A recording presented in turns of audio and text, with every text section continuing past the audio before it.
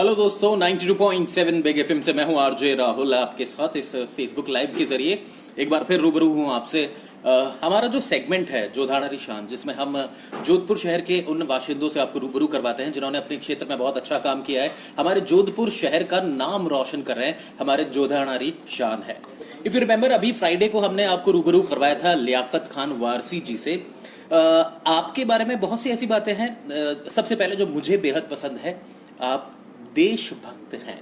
आप किसी कम्युनिटी विशेष या फिर अपनी संप्रदाय की बात बाद में करते हैं। सबसे पहले आप एक देशवासी हैं, भारत देश के निवासी हैं और इस वक्त मेरे साथ इस वीडियो में हैं। लियाकत जी, थोड़ा सा फ्रेम में आ जाएं।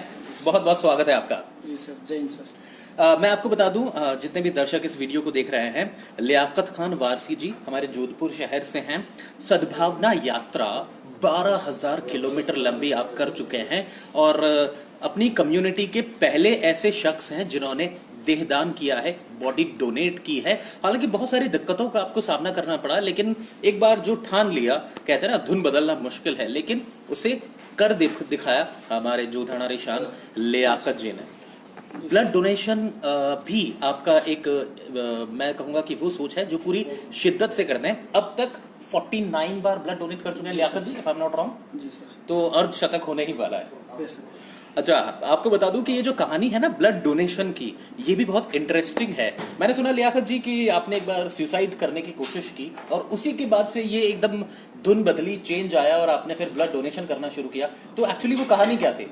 सर, वो कुछ पारिवारिक या कुछ बातें ऐसी जो कह नहीं सकता, लेकिन मेंटली टॉर्चर था जी। मानसिक तनाव में था। उस वक्त मैंने अपनी ये नस काटने की कोशिश की थी। ओके। तो इससे ब्लीडिंग निकल रहा था। फिर मैं बाहर आके बैठ गया तो एक बच्ची ने मेरे को, हमारी उधर रहती, उसने एक थप्पड़ मार दिया। छोटी बच्ची होते हुए उसने, और कहा अंकल अगर आपको इतना शौक है खून बहाने का तो जाके रक्तदान करके आइए। अरे वाह। तो मैंने फर्स्ट उसी दिन ही ट्रीटमेंट करा के, पेंडेंट करा के, फिर मैं हॉस्पिटल गया एमडीएम में। और सबसे पहला रक्तदान मैंने वहाँ किया और उस वक्त मैं बहुत डरा। अच्छा। क्या यार ये, तो फिर उस वहाँ पे एक आज भी वो मौजूद है शख्स, काफ़ी वर्षों से कर रहे हैं, सेवा दे रहे हैं। अच्छा। उन्होंने मेरे को कहा कि अभी आपको जब खून निकालते हुए डर नहीं लग रहा और मैं सुई लगा रहा हूँ उससे डर लग रहा। सही तो बात है, सही बात। फिर मैंने पहला रक्तदान किया। ओके। उसके बाद से जो ये सिलसिला शुरू हुआ है, थमने का नाम अभी तक नहीं ले रहा। मैं आपको बता दूं कि सद्भावना के लिए, लोगों को मोटिवेट करने के लिए, प्रेरित करने के लिए कि आपको देहदान करना चाहिए। जैसा अभी जिक्र किया हमने कुछ देर पहले कि 12,000 किलोमीटर की यात्रा आपने एक बार की, अब तक 24,000 किलोमीटर अपनी 2 पहिया गाड़ी पर आप कर चुके हैं यात्रा। तो मैं एक बात जानना चाहूंगा लियाकत जी कि जब आपने ये डिसाइड किया कि मुझे अपनी बॉडी डोनेट करनी है, देहदान करना है, और if I am not wrong अपनी कम्युनिटी के पहले आप ऐसे शख्स हैं, तो इसका विरोध नहीं हुआ? क्योंकि हम अगर हमारी धार्मिक मान्यताओं की बात करें तो ये अलाउड नहीं है हमें, तो ऐसी दिक्कत आपको भी पेश आई? जी बिल्कुल। सबसे पहले तो अपने परिवार और से, भाइयों से और जी। माता जी से जरूर हुआ कि ये क्या कर रहा है।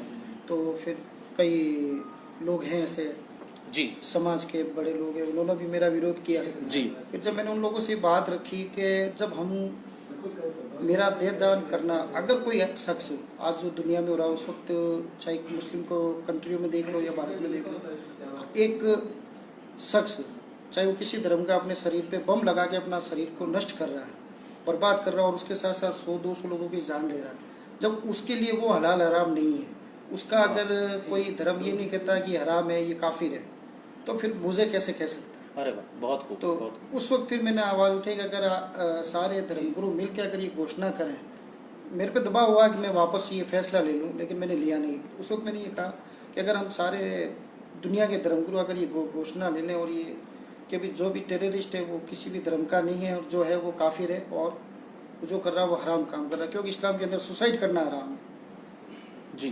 तो ये काफ़ी सी चीज़ें हैं, कुछ मैंने सीखा है, तो वो मैंने उनको कहा। फिर धीरे धीरे चलता रहा। फिर अचानक एक दिन मेरे ख्याल आया कि कई लोग नेत्रदान करते हैं, जी। तो कई लोग अंगदान की बातें करते हैं। यहाँ पे गीता भवन बैठा था, एक दिन रैली निकल रहा था, उसी वक्त मैंने निर्णय लिया कि ऑर्गन डोनेशन और कौमी एकता मिशन की रैली निकाली जाए, जी। जिसके अंदर मैंने पानी बचाओ, बेटी बचाओ, इसका सारा बदल लिया। और जगह जगह हर शहर के अंदर, गाँव के अंदर, स्कूलों में, कॉलेजों में मैंने स्पीच दिया उसके बारे में। ओके। यानी धुन बदलने के जो आपके प्रयास हैं वो काबिल तारीफ है पहली चीज़ तो, और सफलता आपने सभी में हासिल की है। धुन बदलना आसान नहीं है, बहुत सारी मुश्किलात को आपको पार करना होता है, उसके बाद कहीं जाकर जो आपने लक्ष्य बनाया है उस तक पहुंच पाते हैं। मैं एक लियाकत खान वारसी जी के बारे में एक बात और बताऊं आपको कि आप जब भी आपसे मेरी मुलाकात होती है या किसी की भी मुलाकात लियाकत जी से होती है तो ग्रीटिंग्स जो हैं जय हिंद वंदे मातरम से ही इसकी शुरुआत होती है। सर हम भारतीय हैं। अगर मैं कई बार सोचता था कि अगर हमारे बचपन मेरा ऐसा गुजरा है जी। पुरानी सिटी के अंदर जोधपुर के, तो वहाँ पे लोग जी बुजुर्ग जो मुस्लिम थे वो कोई बुजुर्ग नॉन मुस्लिम निकलते उनको राम राम साहब बोलते थे। बिल्कुल बिल्कुल सही ये मैं बचपन से देख हूँ जी। और वो लोग अस्सलाम वालेकुम बोलते थे। राइट, मैंने कहा यार, जब इनका बोलने से किसी का भी धर्म इतना कमजोर नहीं है कि राम राम बोलने से ये सलाम करने से धर्म भ्रष्ट हो जाएगा। सही बात। तो फिर मैंने कहा यार ऐसा क्या है जो कि अपन एक ऐसा वर्ड बोले जो सबको ही लगे, सही बात, सबके लिए बराबर। सबके लिए बराबर। तो जय हिंद एक ऐसा वर्ड है कि हमारे भारत में हम किसी को भी, चाहे वो किसी कम्युनिटी का हो, किसी धर्म का हो, किसी जाति समाज का हो, सबके लिए वही वर्ड है। तो मैंने जय हिंद ही इस्तेमाल करता हूँ। क्या बात है। मतलब अगर कहीं देशभक्ति राष्ट्रभक्ति कम हो ना तो एक बार लियाकत जी से आप मुलाकात कीजिए, ट्रस्ट में ये धुन भी आपकी बदल जाएगी। मैं यकीन मानिए कि जब मेरी पहली बार वारसी जी से मुलाकात हुई उसके बाद से हमारे यहाँ जय हिंद वंदे मातरम का सिलसिला शुरू हो गया। हम भी जब आपस में बात करते हैं तो शुरुआत यहीं से होती है, जय हिंद वंदे मातरम।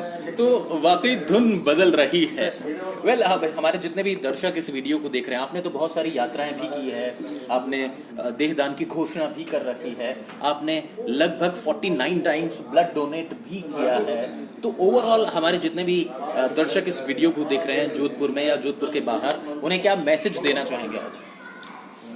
सब मैसेज का ये है कि सबसे पहला तो यही है कि अभी मैं कुछ दिन पहले रात को 11:30 बजे मेरे पास एक कॉल आया जी, हमारे मित्र सुनील जी गोयल साहब का जी, कि किसी को ब्लड की सख्त जरूरत थी जी जी। और जब तक हम कोशिश करते हैं, मैंने विशाल जी वगैरह हमारे जितने भी जोधपुर के ग्रुप हैं जो रक्तदान संस्था है उनको मैंने लिखा जी। तो उसके तुरंत कुछ देर बाद पता चला कि उनको ब्लड पहुंचा नहीं, तब तक उनकी डेथ हो गई। ओहो। तो मैं चाहता हूँ कि हर आदमी को तैयार रहना चाहिए। और एक ये जो लोग फोन करते हैं कि हमें ब्लड चाहिए जी, तो सबसे पहले वो खुद अपने परिवार को क्यों नहीं देते हैं। मेरा एक नारा था जब मैं शुरुआत मैंने रक्तदान की कि जब हम पत्थर मार के किसी का को खून देशभक्ति का जज्बा तो ऐसा है कि हमारे कुरान के अंदर हमारे नबी अकरम सल्लल्लाहु अलैहि वसल्लम ने फरमाया है कि जो इंसान जिस ज़मीन पे रहता है उस ज़मीन के अगर वफादार नहीं है तो मुसलमान नहीं और किसी का नहीं। अरे वाह वाह, जब बहुत हमारे खूब, बहुत खूब। और हम इस ज़मीन पे रहने वाले हैं और इस ज़मीन के अंदर ही दफन होने वाले हैं, तो फिर वफादारी नहीं तो कुछ भी नहीं। बहुत बढ़िया, बहुत खूब। तो इससे बड़ा ईमान बहुत बड़ा है। और आज हम यहीं पे सजदे करते हैं, यहीं का पानी इस्तेमाल करते हैं वज़ू करने के लिए, नमाज के लिए, गुस्ल के लिए। बिल्कुल बिल्कुल तो सही फिर बात। ये हमारा फ़र्ज़ बनता है कि हम इस देश के लिए अपनी जान भी कुर्बान करें।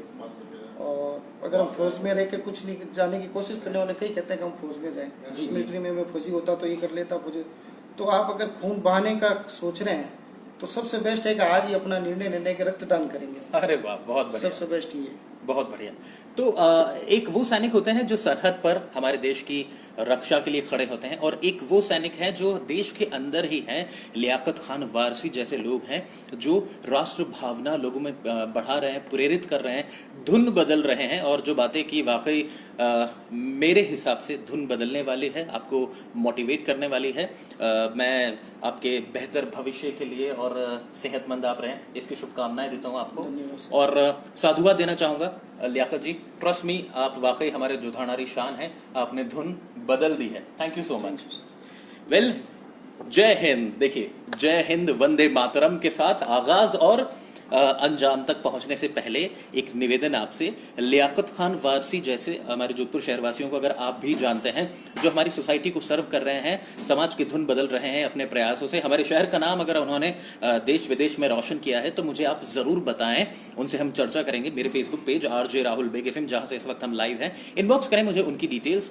डेफिनेटली उनके साथ हम एक रेडियो पर भी चर्चा करेंगे और इस तरह फेसबुक लाइव के जरिए भी आपको उनसे रूबरू करवाऊंगा। फिलहाल इस वीडियो से चाहूंगा इजाजत, अपना ख्याल रखिएगा। गणगौर पर्व है आज, तो मैं चाहूंगा लियाकत जी की तरफ से शुभकामनाएं मिले आपको। घड़ी घड़ी खम्मा और गणगौर पर्व ये हमारा बचपन से एक कौमी एकता की मिसाल है जोधपुर में।